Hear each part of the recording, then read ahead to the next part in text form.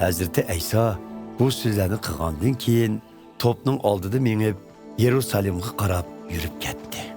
Zaytun tig'ining etikidagi Beyt-Poji va Beytoniya degan yezlarga yetib kelay deganda, ikki shogirdini undaq deb oldin avatdi. Sizlar oldimizga yezg'i beringlar. Yezg'iga kirganinglarda texi minilib boqmagan bir taxayning bog'liq tutganligini ko'rsizlar. Uni yeshib bu yerga yetlab kelinglar. Agar biri sizlardan taxayni nemishqa yeyishsizlar deb so'rab qolsa, Rabbimizning uningga hojati tushdi denglar.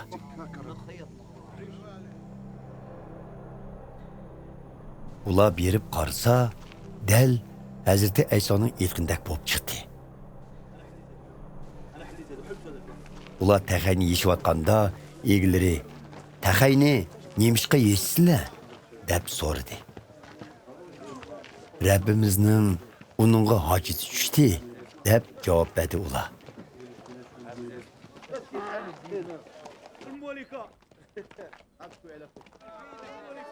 Egilari ma'qul bo'lgandan keyin shogirdlar taxayni Hazreti İsa'ning oldiga yetlab kelib, o'z chaponlarining ustiga selib, Hazreti İsa'ni yo'lab mindirdi.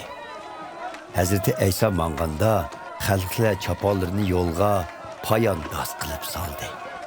Hazreti İsa Zaytun tig'idan tushib Yerusalimga yaqin qolganda, uning nurg'un shogirdlari o'z ko'zi bilan ko'rgan hamma ajoyib mo'jizalar uchun xursandlik bilan vaqirab, Xudoga madiya o'qishga boshladi. Parvardigorimizning nomida kelgan podshoga muborak bo'lsin.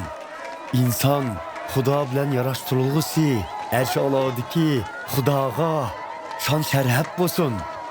To'pning ichida ba'zi parislar Hazreti İsa'ga ustoz, shogirdlaringizni undaq gap qilmay, jim bo'lishni buyurg'aysiz deyishdi.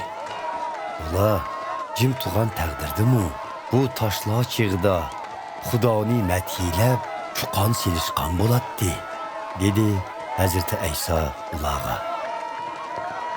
Hazreti İsa Yerusalimga yetib kelganda shaharni ko'rib, hasratda ko'z yoshi qilib, "Ey Yerusalimliklar, nemening sizlarga omonlik keltiradiganligini bugun bilgan bo'lsanglar, ammo u hozir ko'zinglardan yoshirindir.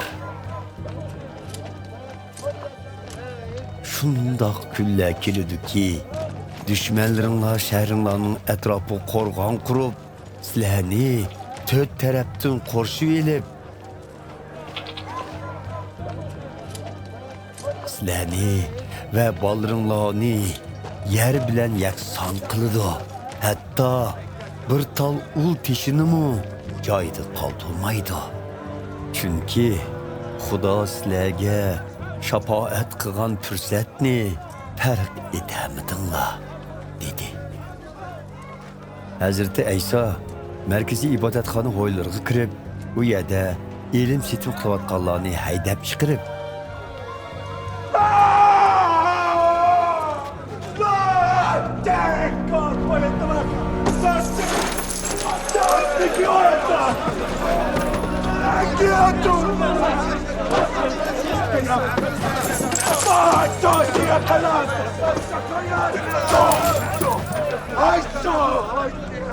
ularga muqaddas yozimlarda Xudoning mening uyim duo tilovatxona bo'lsin degan so'zi yozilgan. Lekin sizlar buni ulamishlarning uvusiga aylantirib olibsizlar, dedi. Shu kunlarda Hazreti İsa har kuni markaziy ibodatxonada ta'lim berdi. Oliy ruhoniylar, Tavrat ustozlari va oqsoqollar uni ujuqtirib o'tmoqchi bo'lishdi. Lekin qandoq qo'l silishni bilmaydi. Chunki butun xalq Hazreti İsa'ning ta'limini anglashga shunchalik xushtor ediki, uning har bir ig'iz so'zni qoldirmay ko'ngil qo'yib anglaydi.